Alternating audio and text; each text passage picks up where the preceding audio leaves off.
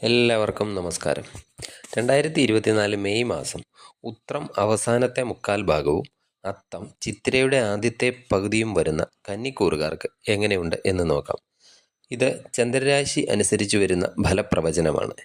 നിങ്ങളുടെ ജാതകത്തിലെ ലഗ്നാധിപൻ്റെ ബലം, അതുപോലെ ഇപ്പോൾ നടക്കുന്ന ദശ അപഹാര കാലം ഒക്കെ അനുസരിച്ചാണ് ചാരവശാലുള്ള ഗ്രഹമാറ്റം കൊണ്ട് ജീവിതത്തിൽ ഗുണദോഷങ്ങൾ അനുഭവപ്പെടുന്നത്. തൊഴിൽ സ്ഥിതി എങ്ങനെയുണ്ട് എന്ന് ആദ്യം നോക്കാം. തൊഴിൽ സ്ഥിതി നോക്കിയാൽ പത്താം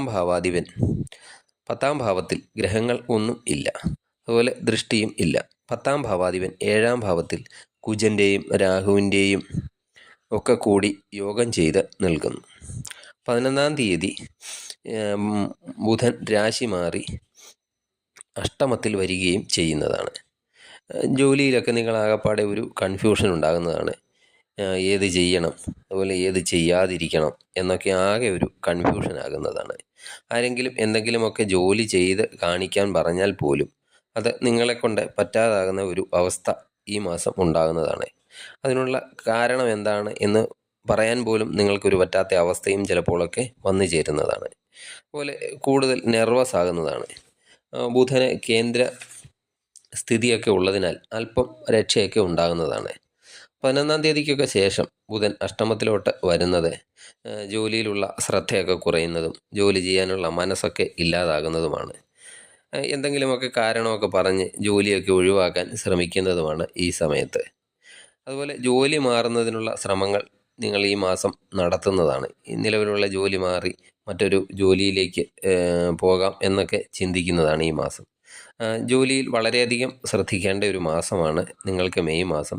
അതുപോലെ പുതിയ ജോലിക്കൊക്കെ ശ്രമിക്കുന്നവർ അല്പം കൂടുതൽ പരിശ്രമമൊക്കെ നടത്തേണ്ടി വരുന്നതാണ്. വിദേശ ജോലിക്കൊക്കെ ശ്രമിക്കുന്നവർക്ക് സൂര്യൻ 9ാം ഭാവത്തിലേക്ക് രാശി മാറുന്ന 14ാം തീയതിക്കൊക്കെ ശേഷം വളരെ അനുകൂലമാണ്. ബിസിനസ് ചെയ്യുന്നവർക്ക് 7ാം ഭാവാധിപൻ 9ലാണ്. 7ാം ഭാവത്തിൽ കുജൻ്റെയും ബുധൻ്റെയും രാഹുവിൻ്റെയും ഒക്കെ യോഗമുണ്ട്. ഇത് ബിസിനസ്സിലും ഒരു കൺഫ്യൂഷനൊക്കെ ഉണ്ടാക്കുന്നതാണ്. അതുപോലെ പാർട്ട്ണർഷിപ്പ് ബിസിനസ്സൊക്കെ ആണെങ്കിൽ ഒരു പാർട്ട്ണർ പറയുന്നത് മറ്റൊരാൾക്ക് മനസ്സിലാക്കാൻ തന്നെ ചിലപ്പോൾ പാടുപെടുന്നതാണ്. 11ാം തീയതിയൊക്കെ ബുധൻ രാശി മാറുന്നതാണ്. അതും അഷ്ടമഭാവത്തിലാണ്. അതും അത്ര ഒരു അനുകൂലമായ അവസ്ഥ ആയിരിക്കില്ല. ബിസിനസ്സിലൊക്കെ കൂടുതൽ ശ്രദ്ധയൊക്കെ കൊടുക്കേണ്ടതാണ്. കുജൻ രാഹു യോഗത്തോട് ഒക്കെ 7ൽ നിൽക്കുന്നത് നല്ല ഒരു ഇതല്ല. അതുപോലെ ധനസ്ഥിതിയൊക്കെ എങ്ങനെയുണ്ട് എന്ന് നോക്കാം.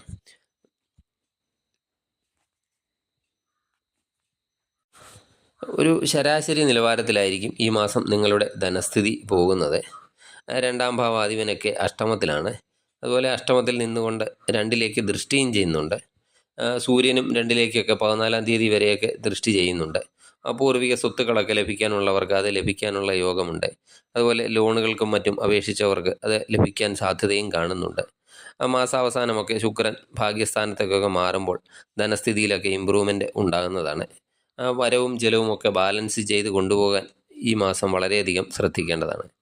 വിദ്യാർത്ഥികളുടെ കാര്യം നോക്കിയാൽ 5ാം ഭാവാധിപൻ ശനിയാണ്. ശനി 6ാം ഭാവത്തിൽ സ്വക്ഷേത്രത്തിൽ തന്നെയാണ്. വ്യാഴമാണെങ്കിൽ 5ലേക്ക് ദൃഷ്ടിയും ചെയ്യുന്നുണ്ട്. പഠന നിലവാരമൊക്കെ ഉയരുന്നതാണ്. അതുപോലെ കൂടുതൽ അറിവൊക്കെ സമ്പാദിക്കാൻ സാധിക്കുന്നതാണ് ഈ മാസം. പരീക്ഷകൾക്കൊക്കെ പങ്കെടുക്കുന്നവർക്ക്, പുതിയ അഡ്മിഷന് ശ്രമിക്കുന്നവർക്ക് ഒക്കെ വളരെയധികം നല്ലതാണ് മെയ് മാസം. അതുപോലെ വിദേശ പഠനമൊക്കെ ആഗ്രഹിക്കുന്നവർക്കും ഉയർന്ന കോഴ്സുകൾക്കൊക്കെ ശ്രമിക്കുന്നവർക്കും വളരെ അനുകൂലമായ മാസമാണ് മെയ് മാസം. ഇനി ലവ് റിലേഷനൊക്കെ ഉള്ളവർക്ക് 5ാം ഭാവാധിപൻ 6ൽ സ്വക്ഷേത്രത്തിൽ നിൽക്കുന്നു.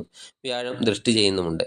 എന്നാൽ രാഹു, കുജൻ, ബുധൻ ഒക്കെ യോഗം ചെയ്ത് രാശിയിലേക്കൊക്കെ ദൃഷ്ടി ചെയ്യുന്നത് കൺഫ്യൂഷൻ, ഡൗട്ട് ഒക്കെ ഉണ്ടാക്കുന്നതാണ്. നിങ്ങളുടെ ഉള്ളിൽ അതുപോലെ ദേഷ്യമുണ്ടാകാം.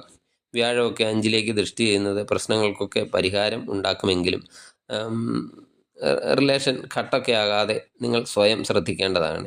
അതുപോലെ വിവാഹ ജീവിതത്തിലോട്ടൊക്കെ ചിന്തിച്ചാൽ 7ാം ഭാവത്തിൽ രാഹു, കുജൻ, ബുധൻ ഒക്കെ യോഗം ചെയ്ത് നിൽക്കുന്നുണ്ട്. അതുപോലെ 7ാം ഭാവാധിപൻ ഭാഗ്യസ്ഥാനത്ത് നിൽക്കുകയും ചെയ്യുന്നു.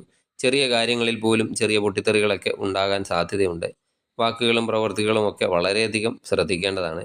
സ്ഥാനചലനമൊക്കെ ഉണ്ടാകാം. ഭാര്യ അല്ലെങ്കിൽ ഭർത്താവിനെ ഒക്കെ പിരിഞ്ഞ് പരസ്പരം മാറി നിൽക്കേണ്ട അവസ്ഥയൊക്കെ ഉണ്ടാകുന്നതാണ്. വ്യാഴം പ്രശ്നങ്ങൾക്കൊക്കെ ഒരു പരിഹാരം കാണാൻ ശ്രമിക്കുന്നതാണ്. ദാമ്പത്യ ജീവിതത്തിലും വളരെയധികം ശ്രദ്ധിക്കേണ്ട മാസമാണ് മെയ് മാസം. ഇനി ആരോഗ്യം എങ്ങനെയുണ്ടെന്ന് നോക്കാം. രാശ്യാധിപൻ 7-ാം ഭാവത്തിലാണ്. 11-ാം തീയതിക്കൊക്കെ ശേഷം ബുധൻ അഷ്ടമത്തിലേക്ക് രാശി മാറുന്നുമുണ്ട്.